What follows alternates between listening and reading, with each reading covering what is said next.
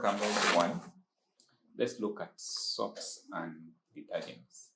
All of us have used soaps for either washing dishes, washing our clothes, or even bathing. But how are these soaps actually made? So what are the chemical compounds that are actually used in the process of making soaps? What's the name given to the process of making soaps? And how are soaps different from detergents? So how do we make these detergents too? Do we have advantages of detergents over soaps? And what are the environmental impact or the environmental effects of using detergents? So that is going to be why we are actually looking at this topic.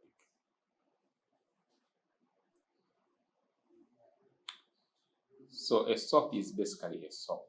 It's a salt of a long chain carboxylic acid. Usually, we actually use sodium hydroxide or potassium hydroxide together with a long chain carboxylic acid to make a soap.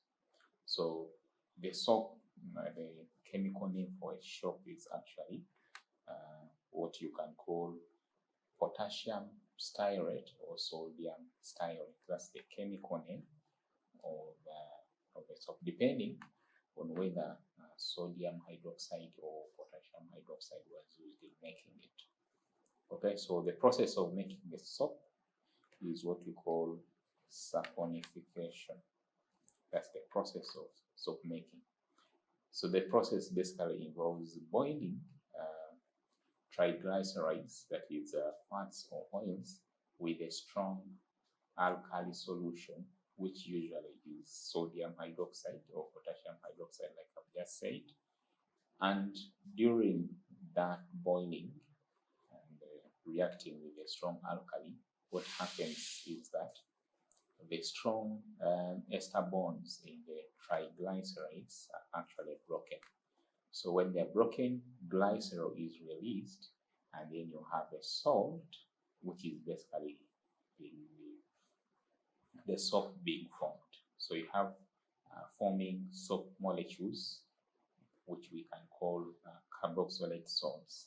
Okay, so here is a depiction of what usually happens.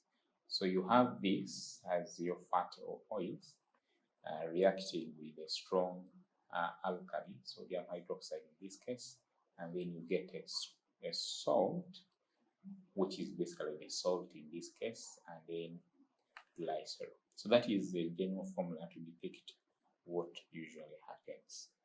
Okay, so you have a triglyceride there in solid state, reacting it with strong alkali, sodium hydroxide in this case, to form the salt and the glycerol. Okay, so this is a typical equation of saponification.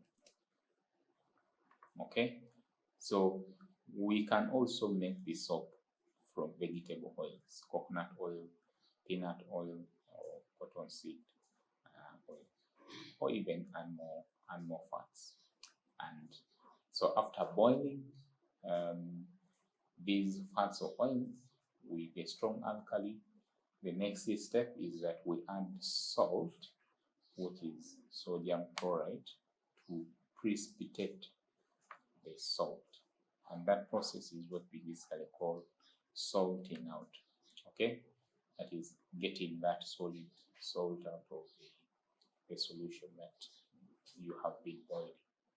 Okay, and then after that, you can add perfumes, dyes, and disinfectants depending on what you need in terms of the final product of the soap. Okay, like I said, you can use sodium hydroxide solution, or you can use potassium hydroxide.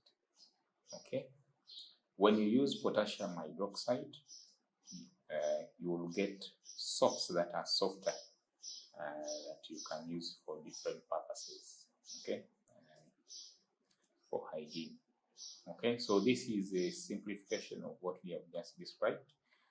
What you have is that you need to have fats or oils or vegetable oils, and then boil them together with the alkali in the oil. After boiling, then you add sodium chloride, which is salt.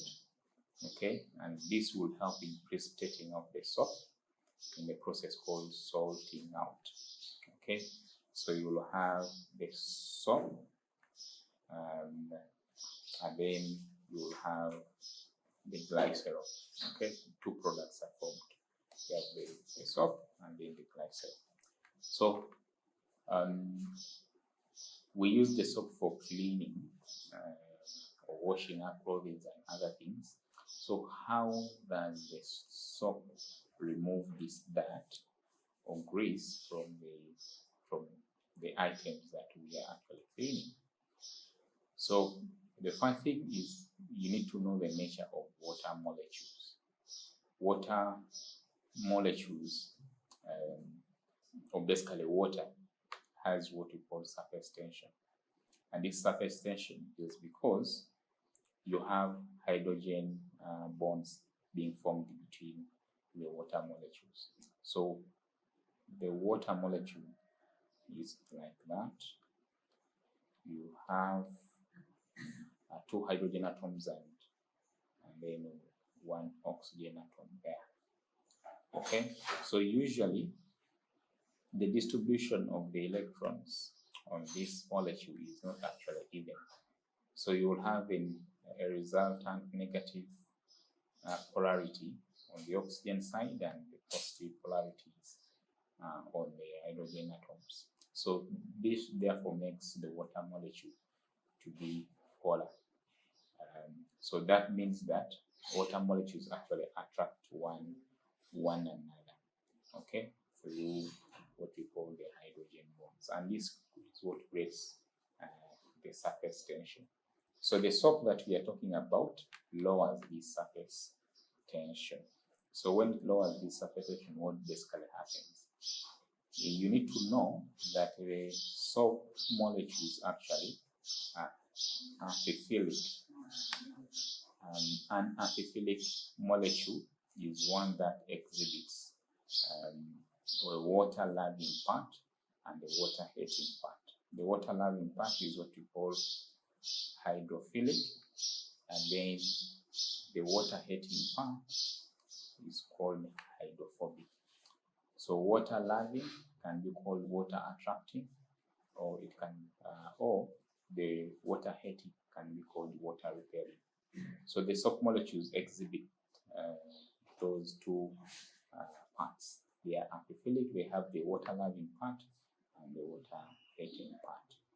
Okay, so they exist as molecules that have the head and the tail. So the head is the water-loving part, so we call that the polar head because of the carboxylate group that we have there, the head. And then they have the tail. The tail is hydrophobic, it's water-hating because of the long chain of the hydrocarbon.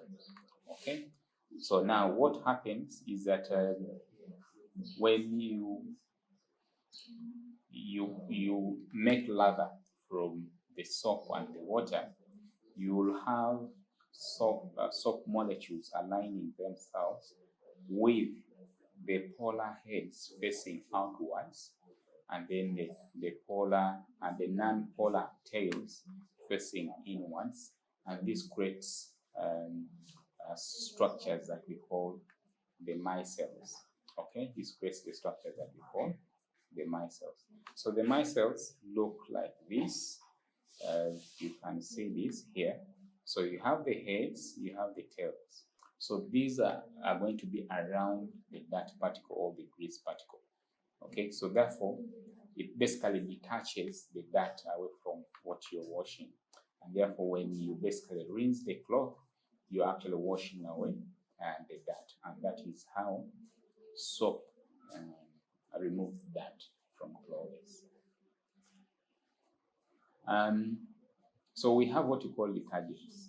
Detergents are basically like soaps. Okay, they are also used for cleaning, and the process of actually making them is also somehow similar. The detergents that you have perhaps used are Omo, Nomi, Ariel. These are some of the common detergents that you have used at home. Okay, they are made.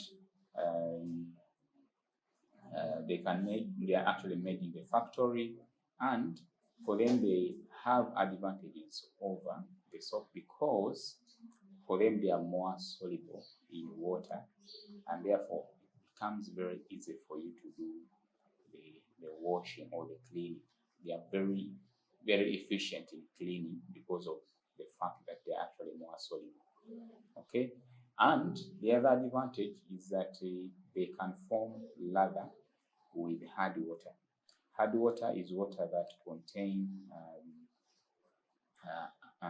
cations or ions, basically ions that result into the formation of scum.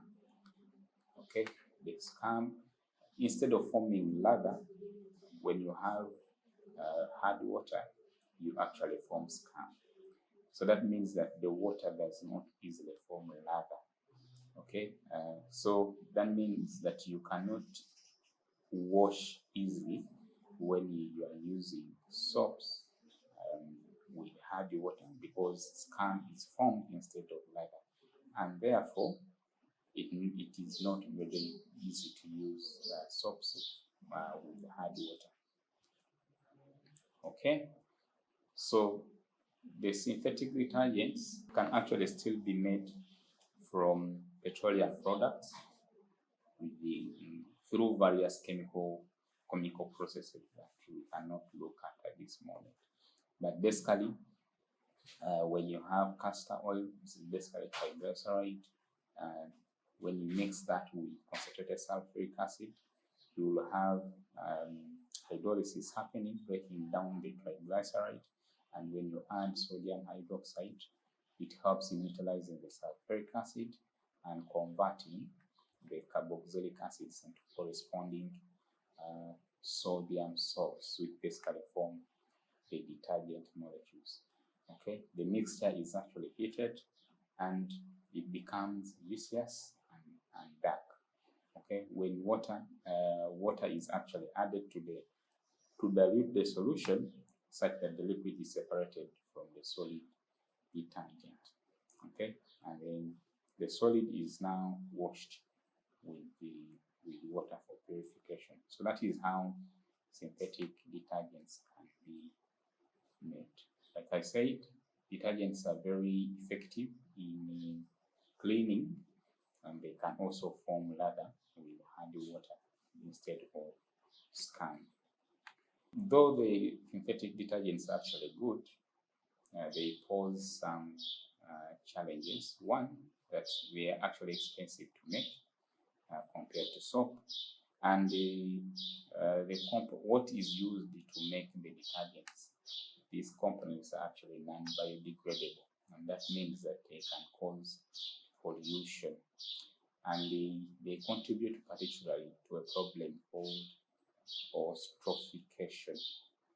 This is when you have algae growing excessively because the detergents that contain some of the nutrients, for example, the phosphorus, get their way into water bodies. And this disrupts the ecosystem, resulting in excessive growth of the algae, and then eventually increasing what you call biological oxygen demand.